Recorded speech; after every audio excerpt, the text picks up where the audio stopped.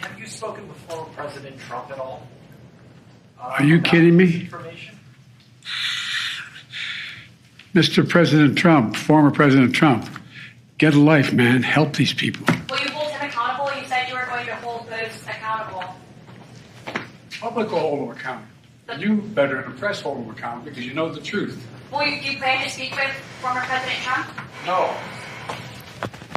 NBC is reporting that he was a security guard for the CIA before he came to the U.S. and that he passed 2 rounds of vetting. Does the administration believe there was adequate vetting? So what I can say is I cannot comment on this directly because it is an active investigation, as you know, that the Department of Justice is currently moving forward with, so I'm going to be really careful. What I can say is every Afghan national who entered the U.S. was screened and vetted by intelligence, law enforcement, counterterrorism professionals, and with every new information that emerges, if that individual could pose a threat to public safety, we take immediate action, and we take that action. And so I'm going to be not going to speak to this particular case, but I can speak more broadly, and that's the actions that we normally take. That's how we move forward. And the president has always been clear, protecting the American people will always be his top priority. Broadly, what would you say to critics who say there isn't enough vetting in these cases? What I can say is how I just ended my last question to you. Protecting the American people is the president's top priority. This Afghan national who was working for the CIA in Afghanistan was arrested for planning an election day terror plot. He was brought to the U.S. after Afghanistan collapsed, your agency says, as part of the SIV program. The State Department is telling us he was not part of the SIV program, which had strenuous vetting.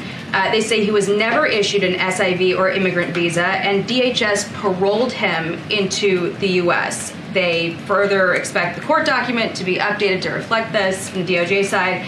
So, Mr. Secretary, how was this man brought into the U.S.? What screening did he undergo? What did he apply for to get here?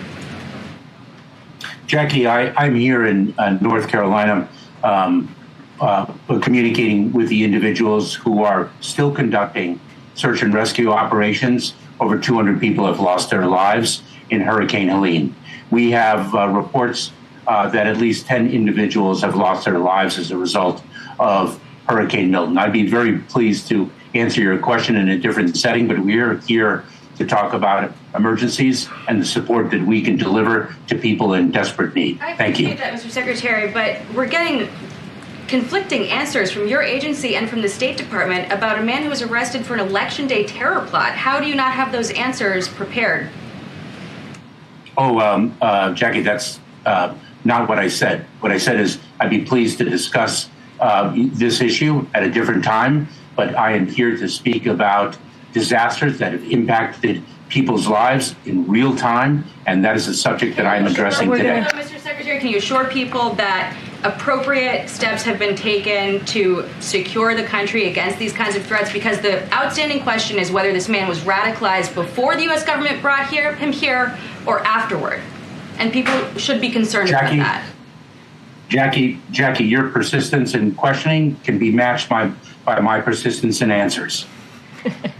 All right, we're going to go.